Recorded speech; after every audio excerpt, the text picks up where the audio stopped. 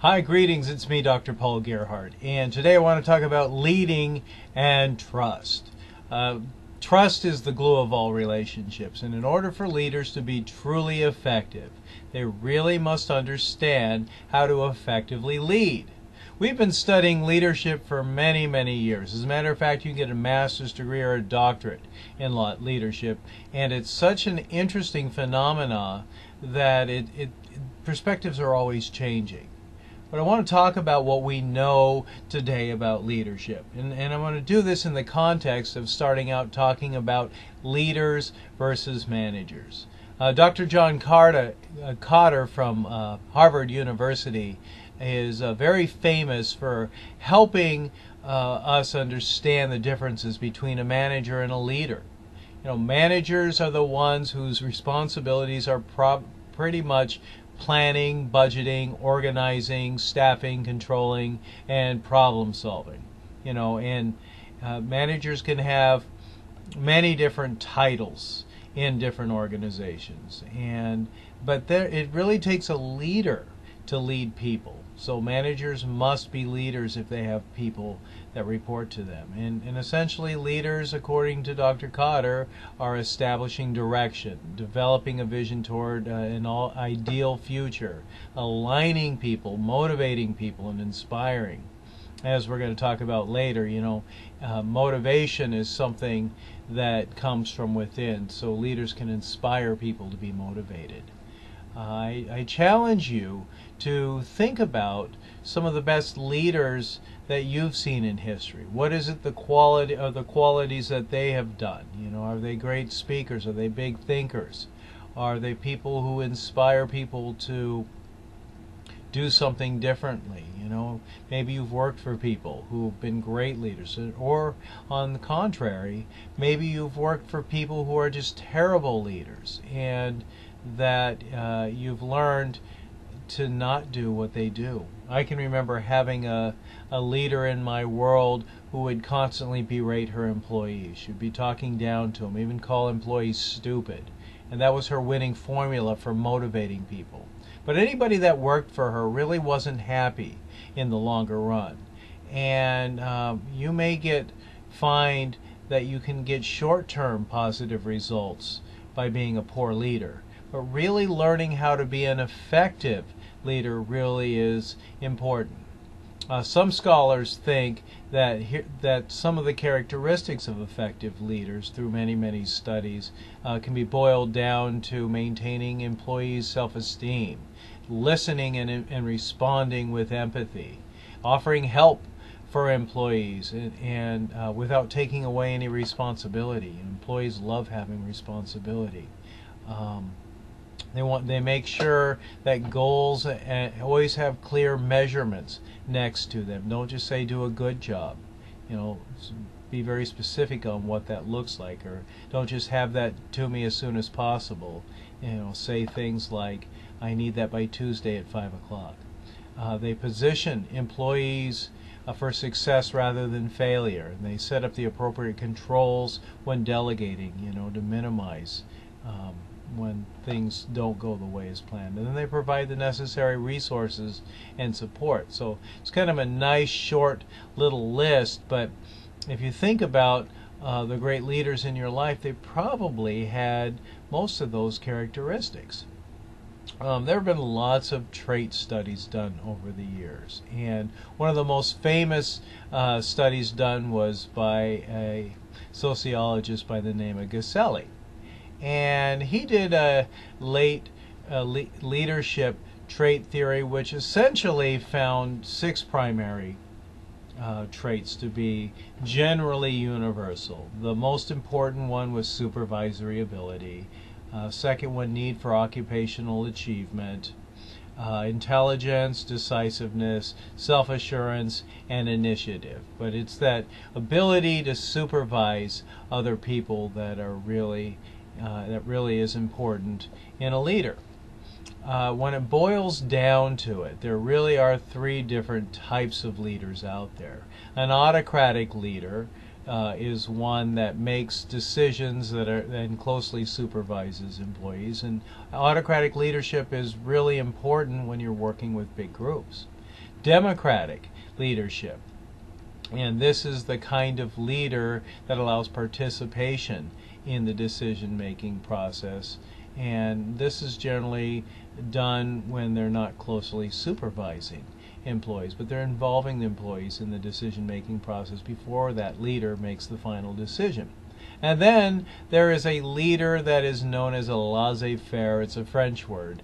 And a laissez-faire leader takes the leave it alone approach for employees and allows employees to be hands-off, or them to be hands-off, and allows the employees to make the decisions.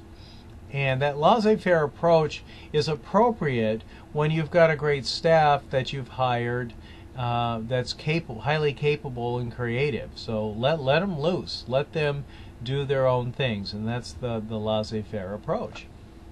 Over the years of studying leadership, you will notice that there's a two-dimensional leadership style study, and that study basically analyzed the dynamics of a leader, where they had the initiating structure, where leaders, how much they took charge, organize, and direct the employees, and then the consideration, the extent to which a leader communicates and develops trust and friendship and support and respects the employees. So you have high structure and then low structure, and then high consideration and low consideration. So there really are four different basic leadership styles according to the two-dimensional leadership style model. Taking that model a little further, there's the Moutain and Blake leadership grid. And in this leadership grid, there are things with the same type of dynamics. Well, how the concern for production versus a concern for people. And in each of these scales, you can have high 9 or low 1. And in the bottom lower left corner of the leadership grid by Moutain and Blake is the impoverished leader. Low concern for leaders and low concern for production. On the other hand, on the bottom of that grid is 9-1. High concern for production, low concern for people, and that's called appropriately the sweatshop manager. And there's the country club leader, where they have high concern for people and a low concern for production. And then right in the middle of that grid is the organized manager, middle of the road, balanced, medium concern for production and people. And then the ideal situation is the team manager, 9-9, which is high concern for people, high concern for production. And if you can imagine, each of those leadership styles would be required for a particular situation. Can you imagine having a sweatshop manager who oversaw brain surgeons? And that conversation would look something like, I can't believe you only had 5 brain surgeries this week. We're a productivity. You either produce 100 brain surgeries in a week, or I'm going to let you go. Can you imagine a hospital administrator having that conversation with a highly skilled brain surgeon? It just doesn't make sense. So you got to match the right style of leadership style. A sweatshop manager probably wouldn't work very well if they took the other end, the country club management style, and said, hey team, how are you today? Thanks for coming into our sweatshop. It's great to see you. Go grab a cup of coffee. Maybe you could work your way over to the assembly line, and if you think about it, you can start putting stuff together if you like. That approach probably wouldn't work well if they were running an assembly line that really needed production to take place. So each leadership style truly needs the right place to be. So you can't put a leader who has a particular leadership style in the wrong situation, or it could cause problems. One of my favorite models is the situational leadership model. Essentially, this model says that as an employee learns a new task, the leader needs to be in each of the different leadership styles that with that particular employee as they progress through the 4 different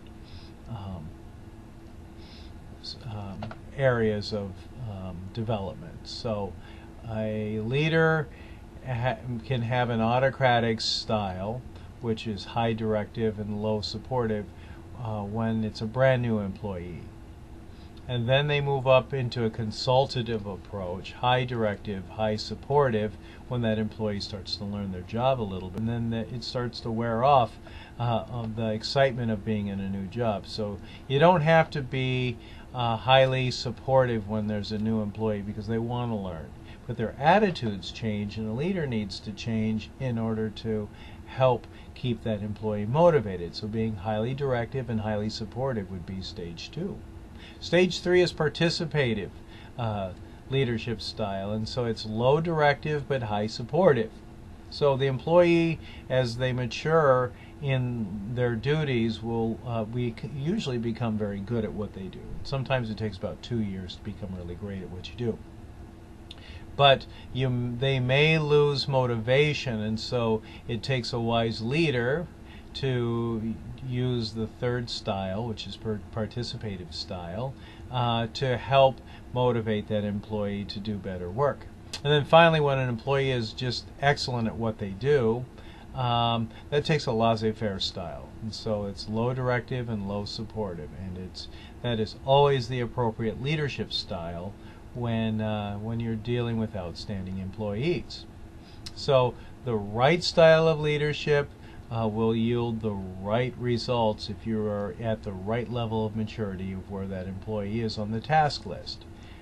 And if you use the wrong level, it could result with bad results. So trust really involves a few different things. One, having high integrity, being honest, keeping commitments, being fair, admitting mistakes, knowing your strengths and limitations, and stretching and growing. Trust also is about being loyal, especially to those who aren't even around, so never talk badly about anyone behind their back. And then be open. We don't know everything, so we don't always know what we don't know, but if we want to be an effective leader, we have to have high levels of trust. So practice integrity, be honest, keep your commitments, be fair, admit mistakes, know your strengths and limits, be ready to stretch and grow, be loyal to your employees, and you'll get loyalty back, and then be open. That, in a nutshell, is some essentials about leadership and building trust. Anybody can be a good leader, but the thinking has been for a long time that people are born natural leaders, and what we're finding out in the literature through lots of studies is that most people can become leaders, but they need to really understand what it takes to be an effective leader and then practice it over and over again. So it takes great leaders in order to move an organization forward, and when things aren't moving the way that they should be, that's a leadership issue, and leaders need to take responsibility.